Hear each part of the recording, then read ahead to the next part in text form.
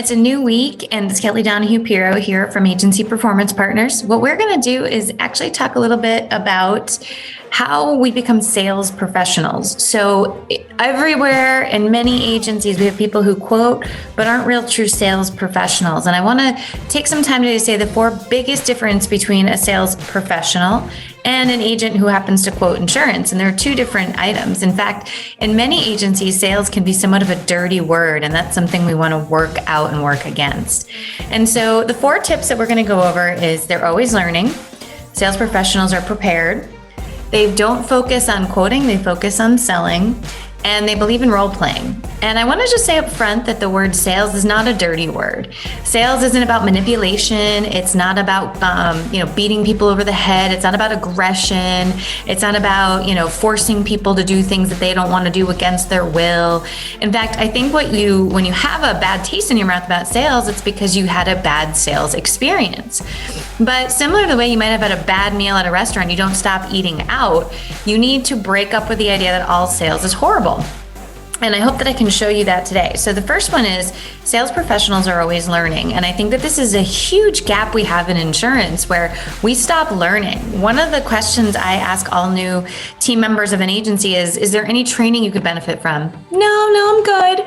I'm like, really? Because there's 7 million things I want to learn. I want to get better at Excel. I want to understand, different personality types. I want to go ahead and understand how I can get better at selling EPLI coverage. And when we stop learning, that's not a profession. That means we have a job. We have something lather, rinse, repeat. We don't want to stretch ourselves.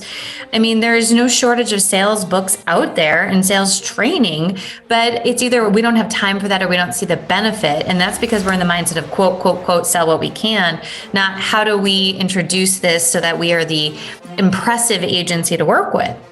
And I want to be clear that sales strategies are all about how to win the customer over. It's not about beating them over the head. It's how do you explain clearly your value? How do you go ahead and make sure that you're always focused on, listening to the customer and how to solve their problems? That's what modern sales is. Modern sales is not, little lady, how do I get you in this car? We're well beyond that today. And so for true sales professionals, they're eager, thirsty, hungry for knowledge. They're hopefully reading sales books on their own in their own free time.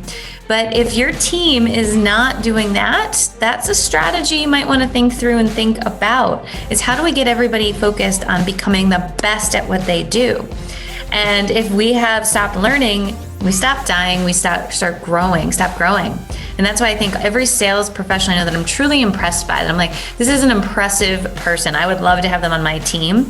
They're reading and they're engaging and they're not staying small. So ask yourself, do you have a team of sales professionals who are learning or people who just want to quote and hope for the best? And when you ask yourself that question, you might be surprised what you find.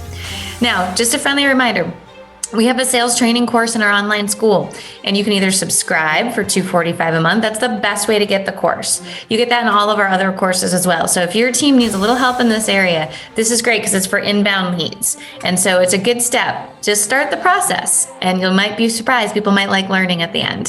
Hey, everybody. So want to just let you know we have our Ridiculously Amazing Insurance Agent podcast. And if you have not already gone and subscribed to it, you're missing out because it's one of the only insurance podcasts out there that has no sponsors, 0 sponsors. And the reason that we do that is we believe that we want to be the podcast for agencies with the people problems, the growing agencies. If you've got 10 people out there, you know what I'm talking about. It gets harder with different personalities.